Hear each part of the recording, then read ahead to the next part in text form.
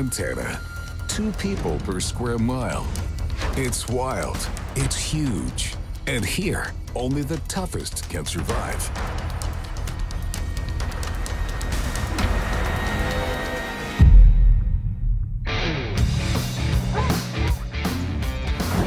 Rick and Nathaniel are big game hunters. For them, every season is the start to a new adventure. Fun, excellent. Scott and Jerry know the mountains better than anyone. They are trappers and proud of it. I think I may have got one. The Hollenbecks and Arthans have maintained their family ranch for generations. And they're ready to do whatever it takes to make it last for generations to come. I'll get the last one. Welcome to Montana, the land of the Wild West. Got a kitten track. Okay.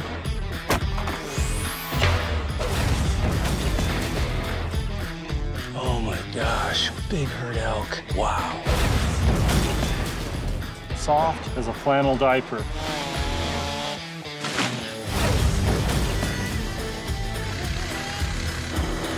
These are powerful little traps. Whacked. Musti? Woohoo! Moving now, buddy. That's how it is around here, I guess.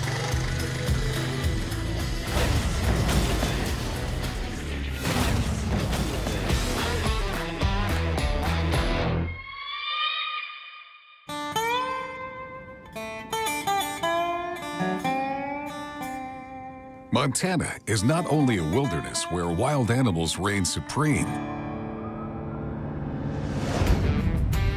it's also a breeding ground. Cows, bison, sheep, goats. Everywhere around the state, there are huge ranches where the descendants of the first pioneers exploit the land and livestock. In the eastern part of Montana, close to the small village of Molt, is the ranch where the Hollenbeck family lives. Henry, Sarah, their son Rhett, and their 5,000 sheep. Their flock of sheep is known for the quality of the wool and meat. But there's also another reason why the family is known throughout the state, the rodeo. Because at the Hollenbecks, rodeo championships have been passed down through generations. We're definitely a rodeo family. My granddad did it, then my dad, my mom, they both rodeoed. And now I'm taking on the tradition of rodeoing. And had a little boy, Red, and hoping that he sees the future in it.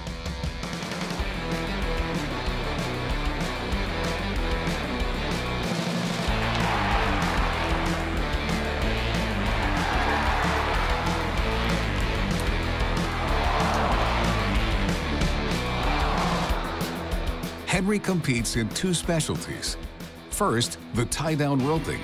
The goal, to catch a calf with a lasso and tie up 3 of its feet together.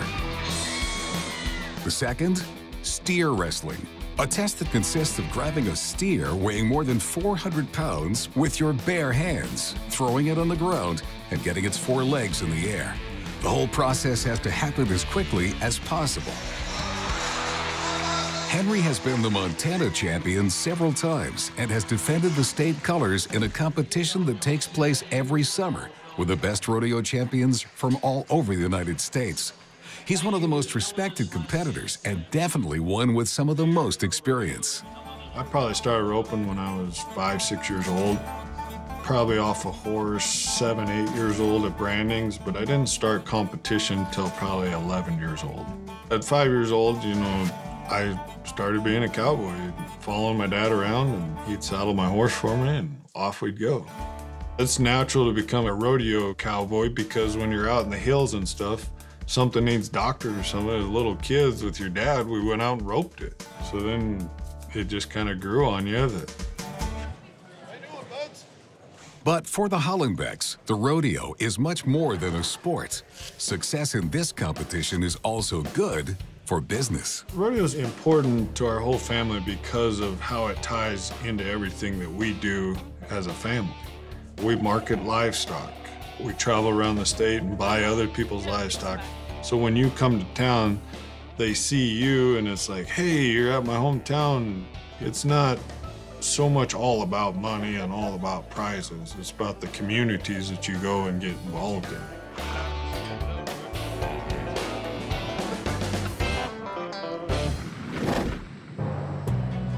Today is a special day for Henry. He's preparing for the final round of the season to be held in Great Falls, a town more than 200 miles from the Hollenbecks. This competition will be decisive in determining whether Henry will retain his championship title. I'm going up there to try to win as much money as I can and to win 2 different titles. I've done pretty well all season long, but this is the finals. It was a good summer, but the job's not done yet. And when the rodeo's over, it's end of the year, and hopefully you come out on top.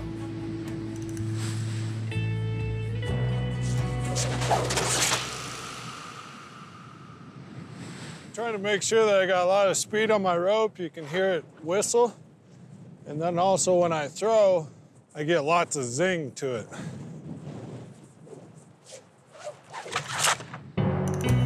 At first glance, Henry is ready to do battle with his competitors, but he's not the only one who has to be in perfect condition. If Henry is to be a great champion, he needs to have by his side precious allies, his horses.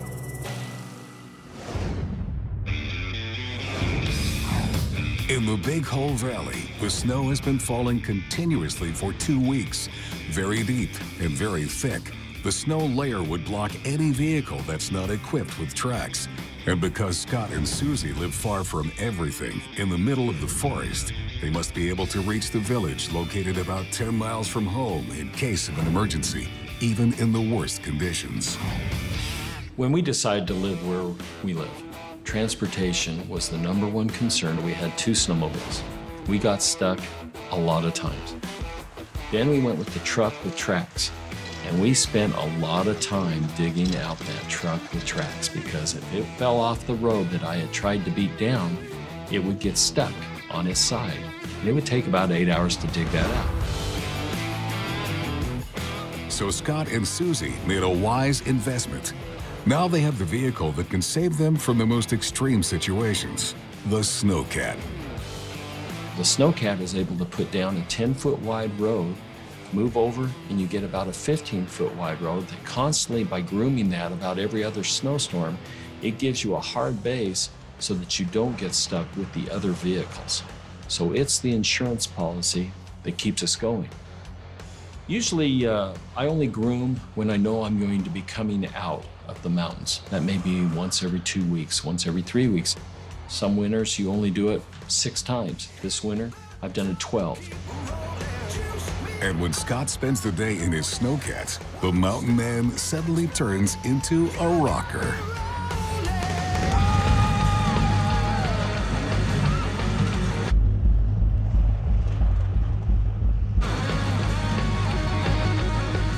The Snowcat's a pretty noisy machine. I'm in a big boy toy. And the only thing that goes with a big boy toy is big boy music. And so rock music makes me think that for a few minutes in time, I'm king of the mountain.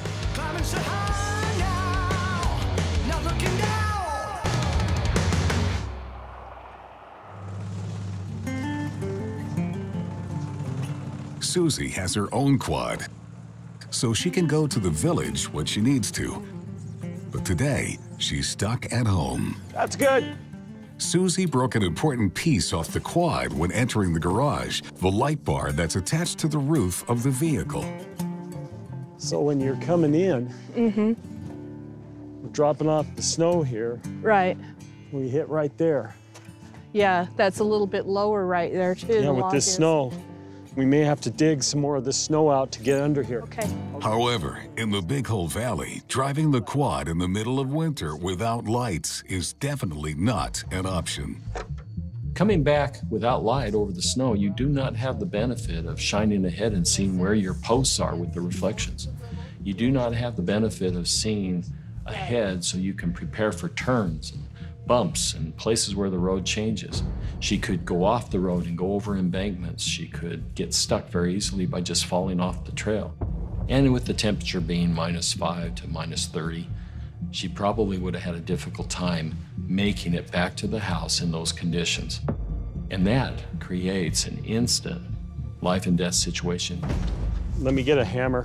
Scott will be gone for 2 weeks. I'll be up here by myself, so I really depend on this as my form of transportation. I can't start the snowmobiles. It's just too difficult, and driving the truck is a little tricky with the tracks, much more difficult and complicated than this. So this is what I rely on.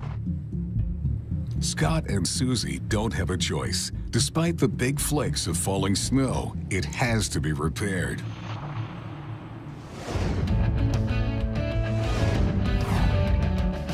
Meanwhile, close to the small town of Wilsall, life is busy on the Arthans family ranch, 6,000 acres of land with more than 500 cows.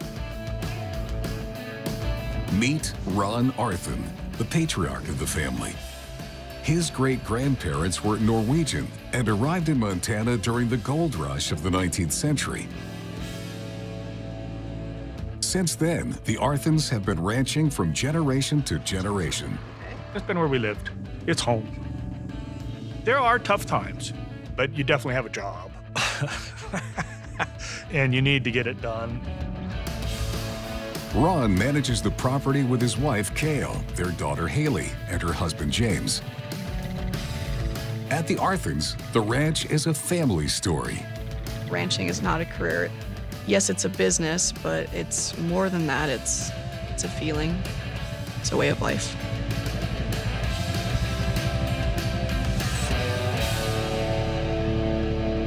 Between the members of the family, everyone has their personality, and above all, their way of intervening in the affairs of the ranch. James would be the person that we all call for help. He'd be the one to weld anything that broke down. He's the calm one that would rescue anyone. My dad works hard for his age. He kind of just does the daily chores, you know, like the cows have to be fed every day. My dad's feeding the cows every day. My mom is the brains, I would say, kind of behind a lot of the decisions, because she doesn't think with emotions. She does all the bookwork. My role, I'd say, is similar to my mother. I tell James and my father what to do that day a lot of the time, which maybe they don't like.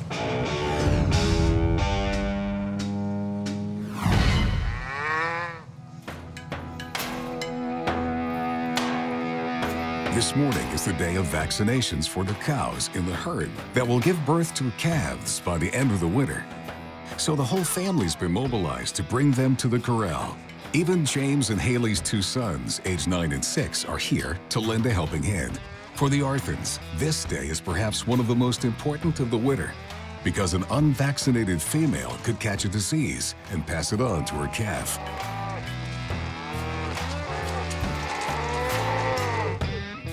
Haley is in charge of preparing the vaccines, and all the cows have to be vaccinated. They recommend 8 to 10 weeks before the cows calve, so we get them in. They follow the tractor, the pickup with the hay bale. We chase them, and then they go down an alleyway into a chute, and we usually can give about 6 cows a shot.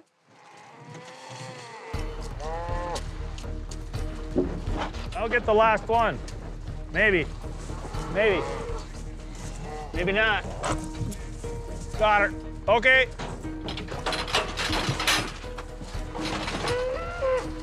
There's 4 diseases that the vaccine guards against.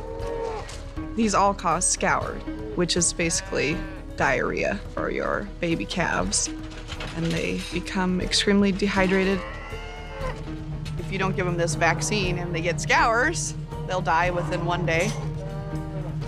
Give it to their mom so that it is in their colostrum, so that when the calves nurse the first time, they get that colostrum and they get those antibodies, and then they won't get sick, hopefully. Fingers crossed.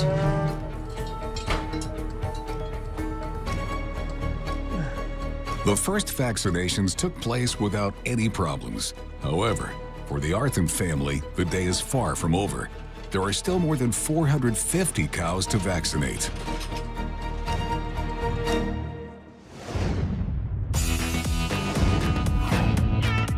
At Canyon Mountain, Nathaniel Browning continues to prepare for his next hunting season. He hiked up the hills to find an area where a herd of elk may have ventured. One of the animals in the herd could very well serve as future prey for the hunter.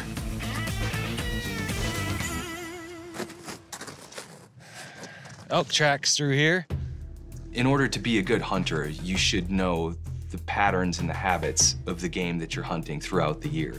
Forms a deeper connection with it. You're gonna have a better knowledge of the animals themselves, and henceforth more likely to be successful and more likely to have a meaningful, sacred hunt. Fresh elk scat into the bathroom. This is from melted down in here. It's frozen now. This is from last night. So they just came through here recently. So I'm gonna get on some of these tracks and see where they go, and maybe there's maybe the herd is just up over this mountain here. We'll see if it's on the other side of the ridge. And there's coyotes who are following the elk herd too, it looks like. Whole bunch more sign through here. To hunt down the herd, Nathaniel must put himself in the mindset of the animal whose only goal is to survive. When the wintertime, the elk are fighting many different factors to survive through the winter. They're always going to be looking for food. They're always going to be having to stay warm. They want to conserve as much energy as they possibly can, and they're going to want to be able to look out for predators. When you think of it the way an elk is thinking of it, then you can get into their head and figure out where would be the best place for me to go at this time of the year. Nathaniel is following the footsteps of a herd he's been tracking for several months. Last night, they came through. He spotted them 2 days ago, several miles from here. To figure out where they went, he took into account the direction of the wind and the presence of predators. The herd lives permanently with the risk of being attacked by coyotes, cougars, and wolves. Any of those predators can kill an elk in an instant. I know the elk are going to walk into the wind just because they can smell everything ahead of them to know where there's any danger. Now that he's found the herd's tracks, Nathaniel has to analyze the topography of the region so he can figure out their final destination. So these are coming through here. There's going to be more up here. We'll be able to see them easier in this snow. Come to these open wind-scoured ridges so that they can actually get to all the grass and everything. This time of the year is really harsh with them when the snow gets really packed down like this, because they can't paw through to get anything to eat. So they'll look for these wind-swept ridges. So our best chance of finding them this time of the year is to find these areas where you can actually see the grass, where the snow is melted off and the wind has scoured it away. So we'll track these up through here. There's a little canyon, another big open slope that's probably windswept, so the elk will probably be out there.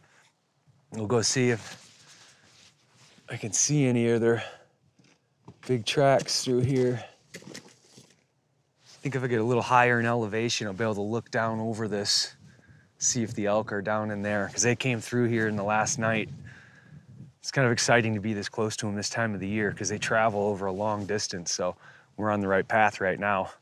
And stick to these open, wind-scoured ridges. We should be able to find them. I also knew that they'd want to sit in the sun and warm up during the day, and so I was looking for a combination of safety, shelter, and food for the elk. Nathaniel Browning continues to track. Surely the herd must be close by.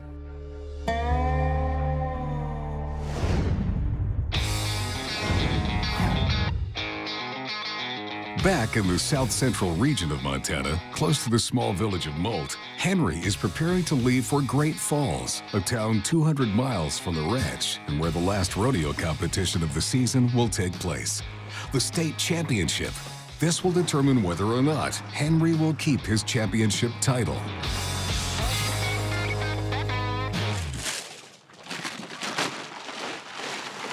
Before taking to the road, Henry makes his final preparations. The most important thing is to make sure that the horses are in the best condition to travel. Putting some bedding down for the horses to make it kind of a soft ride for them and warm their feet up. Henry competes with Ray Day for the tie-down roping, where he catches a young calf with a lasso, and with Rooster for the steer wrestling, where he throws himself on a steer and takes it down with his bare hands. Each horse has its own personality and qualities, and both are the result of Hollenbeck breeding, which is famous for exceptional rodeo horses sold across the state. A single horse from their breeding program sells for over $50,000 at auction. At the ranch, Henry is currently raising about 40 rodeo horses and tries to sell at least 2 of them on the market every year. But Ray Day and Rooster will never leave the ranch. For Henry, they're much more than just mounts. The champion sees them as his partners. Those 2 horses are probably just as important as me. Without them, I can't be as fast as I can be. Get all the snow out of their feet, check their shoes. So I take the utmost care of them because they gotta be just as able to do their job as I am mine. Just checking the snowpack to make sure there's 3 nails on each side. 1, 2, 3. Just here on this side, make sure that they ain't sprung. Ray Day, he's the best horse in Montana 2 years ago. And we take great pride in that because we raise him. And that I got the opportunity to ride him, and we own it. Ray Day and I were best friends. This leg wrap on to help the suspensory. This guy's a little bit older, where I gotta take care of him a little bit more than the other one. Try to make the ride as comfortable as possible. For Henry, every detail counts. During the winter, the Montana roads can be tricky, and a simple wrong movement during the travel could result in an injury to Ray Day or Rooster. If that happened, Henry would be forced to forfeit the competition. I think the 2 horses, you could very easily say they're part of the family. I mean, we, at competitions and stuff, we make sure they eat before we eat. We make sure they get a drink of water before we even take a drink of water. You always put them almost first. And part of that is because without them, we wouldn't be here. Let's go rodeoing.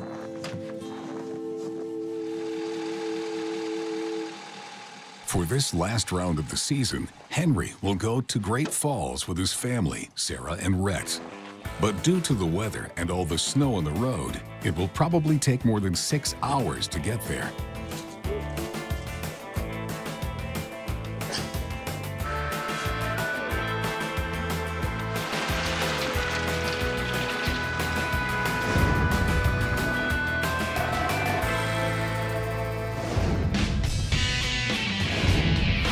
Back in the Big Hole Valley, the Olson home is still under snow, but Scott and Suzy are not about to get comfortable. The light bar on Suzy's quad broke as she returned the vehicle to the garage. So I need to bend it just a little bit On more. the bracket. Coming in without lights, you're basically holding that door open with a flashlight to see where you're going. It can be a life and death situation. Take this bracket They off. don't have a choice. They have to fix it. And then we'll put the nut back on the back. The 2 small brackets that attach the light bar to the roof are broken, so Scott and Suzy will have to solve this problem on their own. No, I'll replace Living this remotely, bracket. you do not have access to a hardware store where you can just on a whim run down and get the nut, the bolt, the nail, the bracket. You cannot go online and have it there immediately from Amazon. So if a machine breaks down, you fix it. Did you get it? No, it doesn't feel like I'm making much progress at all with it. That's not good.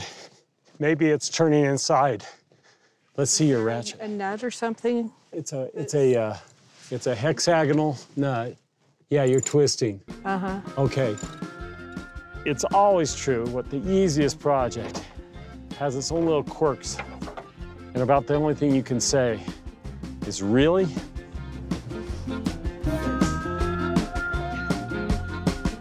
Fortunately, Scott and Suzy are prepared for all situations on their property. They have their own forge, which Scott uses to make the metal objects they'll need, just like the settlers did before him. Indians would use kettles. When they wore it out, got a hole in the bottom, rather than doing the white man technique of throwing it in the dump pile, the Indians cut it up and made little tinklers, made copper spoons, made whatever they could, because they knew they didn't have easy access to those kind of products. So when you live self-reliant-wise, you learn to take everything you can and save it, knowing you might need it later for another purpose. So Scott will have to transform 2 small pieces of metal he found in his workshop into brackets to hold the light bar in place. So much more comfortable being in here out of the wind. Makes a big difference, doesn't it? It's that wind makes it so cold you can't feel your hands, but in here I can feel them just fine. Ready?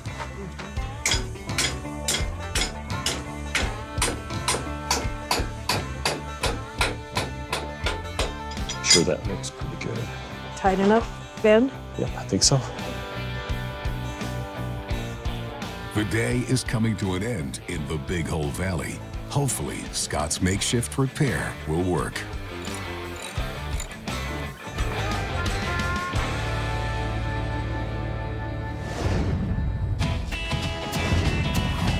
Meanwhile, close to the small town of Wilsall, the Arthans family is in the middle of a vaccination day. All the females in the herd who'll give birth to a calf by the end of the winter must be vaccinated to avoid endangering the lives of their calf. But vaccinating several hundred cows in one day isn't easy.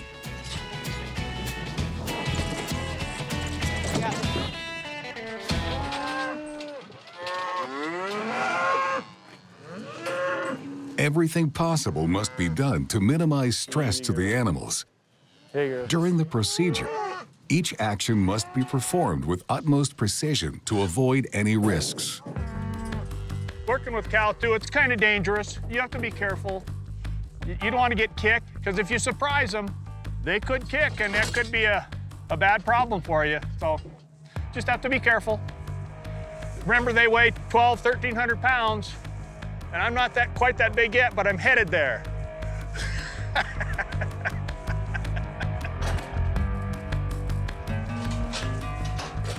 The cows are, some of them are, would be 7, 8 months pregnant when you're doing the vaccination. It's just like any mother who's heavily pregnant, increased stress from exercise or falling could lead to labor, preterm labor, so that's why we're careful. Everyone's quiet when we're chasing the cows. Everyone moves slowly, just so that they don't slip, they don't get super excited, they don't try to jump a fence, and everything moves smoothly.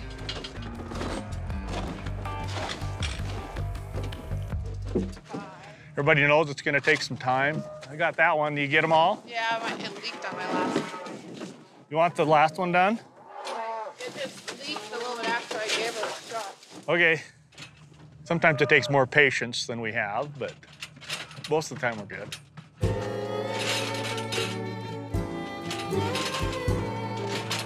But for the Athans, this is not their first day vaccinating. And in the corral, everything is organized to perfection. At the end of the day, the work is done. The 500 cows in the herd have been vaccinated. Before returning home for a well-deserved rest, Ron goes to his favorite place on the ranch. A huge plateau overlooking the property. Ron regularly comes alone after a hard day's work. I come over here to think. I come over here, I take a walk. Yeah, I do that. I actually like it over here better than up there, because up there I'm busy all the time. If you went up about 14 miles as a crow flies, that's where my grandparents came from, Norway. And that's where they settled. And They came out of the mountains with a little bit of money, and they bought a little land south of Wilsall, and it just kind of kept going a little bit, and it gave us all an opportunity. So I do like the place. I've been raised here, though I don't know a lot else, you know. It's good country, good people. It's a heritage. This will be the 4th generation. So, and the guys started with nothing. Came from Norway, started with nothing, so I'm pretty fortunate. Times are hard for the ranchers in this area. In Wilsall, it's increasingly difficult to keep his family going by raising livestock. Near the Arthans Ranch, several families have recently sold their land to recover their losses and move to the city. But Ron is determined to keep his ranch, whatever it costs, and he intends to pass it on to his family, just like his Norwegian ancestors did for him.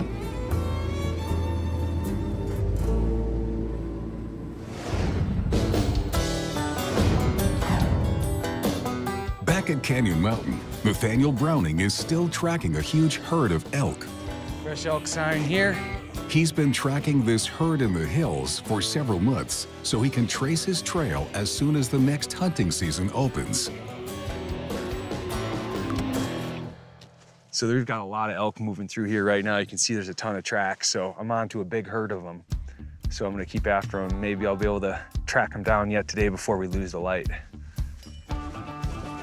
I can usually tell by the tracks approximately how long it's been since the elk passed through. In this case, I was able to reach down and know that it had been there within a couple hours. They just passed through. The track is getting hotter. Nathaniel may be able to spot the herd by climbing to the top of the ridge.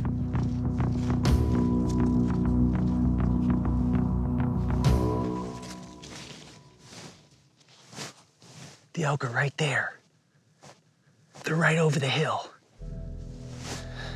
They're up around over the top, bedded down by this fence line.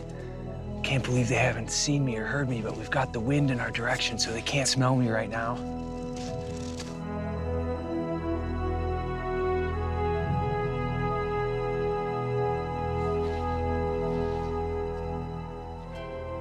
Oh my gosh, wow. There's gotta be 150, 200 elk up here. They're all across the open, scattered in the trees. They're all over the place. Big herd elk. And this is a great place. These elk look like they're traveling up and down from the mountain down low to feed. They'll probably do this throughout the year, hang out in this area, so I know this herd moves through here. But I bet they'll have their babies up here in the spring too, because it's a nice protected area with a lot of feed. They've got water down in these creek bottoms here, good shelter up in the timber, and good feed down here in these windswept ridges. My gosh, there's a lot of elk. Yeah, that's a big herd of elk. Beautiful animals. I didn't want the elk to see me at that time, because if they got scared and nervous and had to run off for some reason, they panicked, they're gonna use a lot of energy doing that. And the last thing I want to do is stress out the animals this time of the year, because it's a hard damn time of the year in Montana in the middle of the winter, and you need every calorie that you have just to stay alive. It's life and death struggle for these elk out here every day. I don't want to put any more stress on them. They don't even know I'm here. So I'm gonna sneak down out of here before they know I'm here. Nathaniel has to leave the ridge quietly and without being spotted by the animals, but his day of tracking was promising. He'll be able to track the herd's movements over the next few weeks and will be ready for the opening of the next hunting season. If I can take one of the animals from that herd, I think that would be a wonderful thing to be able to do.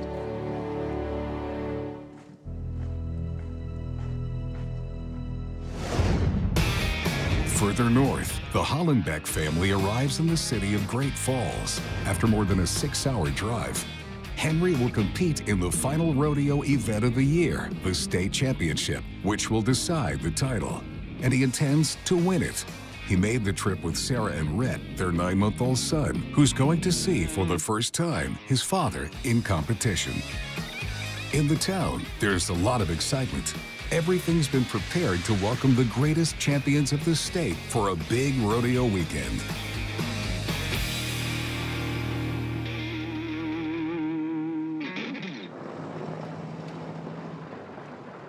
Arriving, Henry has no time to lose. The first round of the competition will take place in just a few hours.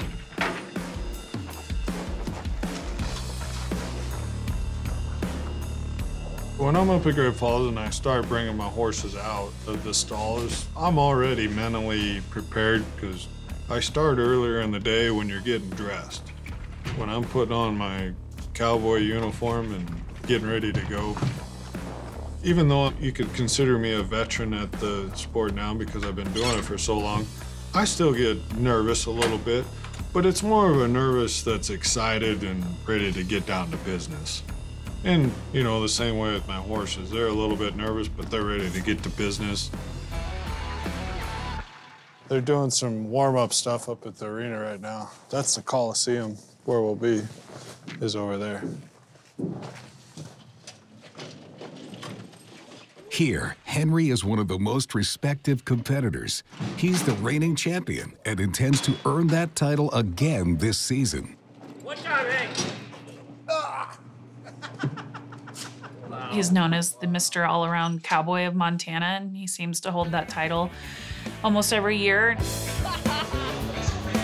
Sarah didn't know anything about the rodeo until she met Henry, a native of California. She quickly realized that, in Montana, rodeo is a true religion. When I first started dating Henry, I would ask him questions like, oh, do you go fishing? He'd be like, no. I'd be like, okay, do you go hunting? And he's like, no, I don't like hunting. And I'm like, what do you do for fun? I rodeo. And I was like, what?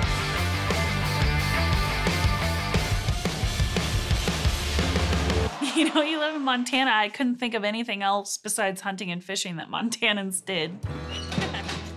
Okay, well, I guess it's Montana. That's probably a big thing out there. For Henry, the first warm-ups are a good opportunity to gauge the animals he's going to have to catch several hours before the start of the first round. The atmosphere between the competitors is still relaxed. They compete all year round and they know each other pretty well. We're all family in the rodeo. We're kind of like brothers and sisters where we kind of fight a little bit, but we all get along and like each other and help each other out and stuff.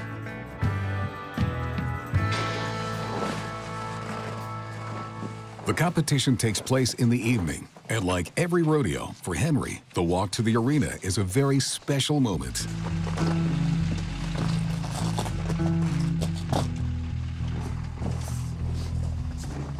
Getting harder and harder to see. When you take your horses up to the arena, it's a great moment because it's a 10-minute walk up and it's dark. And you know when you get to the end of that darkness, that there's gonna be these lights and all these people. So it's a time that you can reflect of why you do it. Why do you put yourself and your body and your horses through all this triumph through all year long to walk down this black road and then there be light. It's usually 25 below, but when you get there, it's warm, everybody's there, your family's there, friends, and a ton of people that are happy and ready to party and ready to watch you.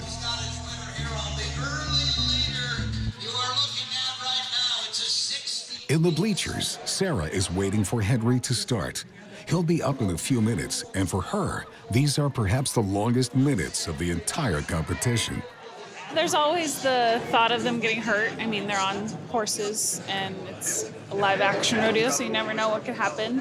He's had a couple close calls, so those thoughts always run through your mind. But he's been doing it since he was very young, so. Henry remains focused. The crowd knows that it's up to him to defend his title. So far, the season has gone well for him, and he remains in first place in the championship. To wind up once again in the lead, he now has to finish the job. People know what to expect from me, and that's probably a little bit of the pressure, is people know that I'm a good competitor, so they expect me to do well.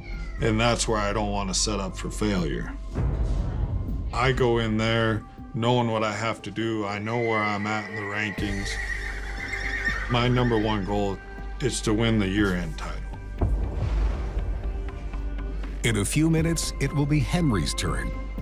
His season will be determined in the few seconds that he'll have to catch the calf with his lasso.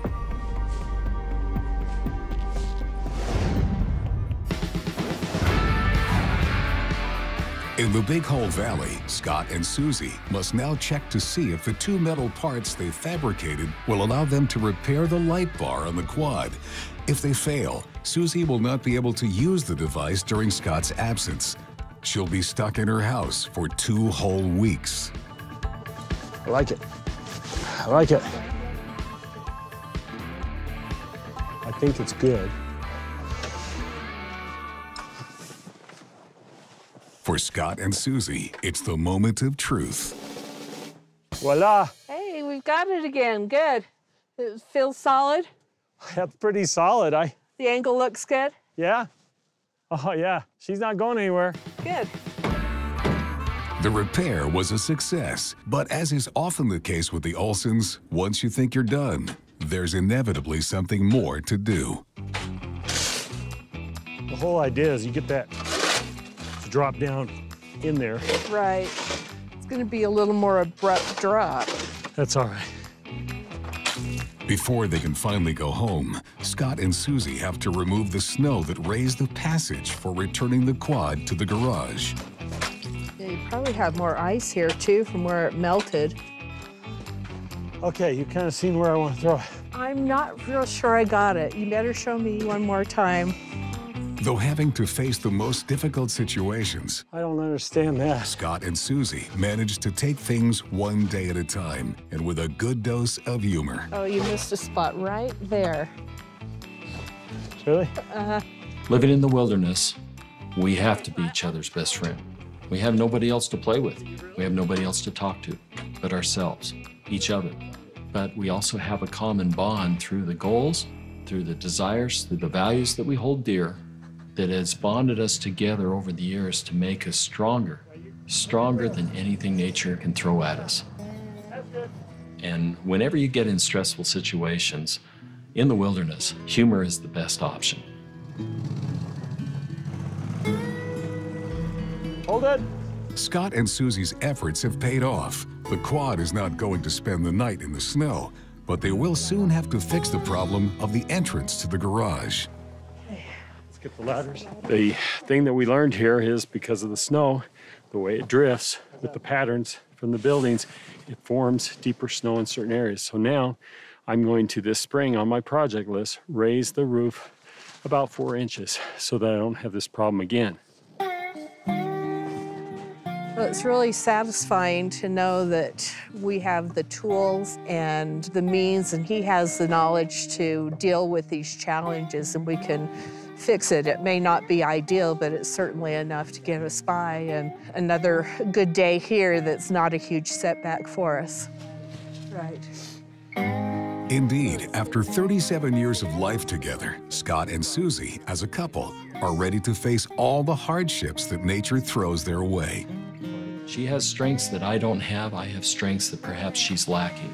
But I realize how blessed I am to have a partner, not only a companion, my best friend, my lover, my wife, mother of my children, but I have somebody that compliments me, that makes me a better man. And I don't know of any greater blessing that a man could have, especially a wilderness man like myself, than to have a wilderness woman. And that is by far my greatest treasure that I have in my life. Well, let me hold the drill for a second. You wanted to sleep out tonight? The night will soon fall on the Big Hole Valley, and after a long day out in the snow, Scott and Suzy will finally be able to get warm. You hear the echo? Uh-huh. Hope the fire's going.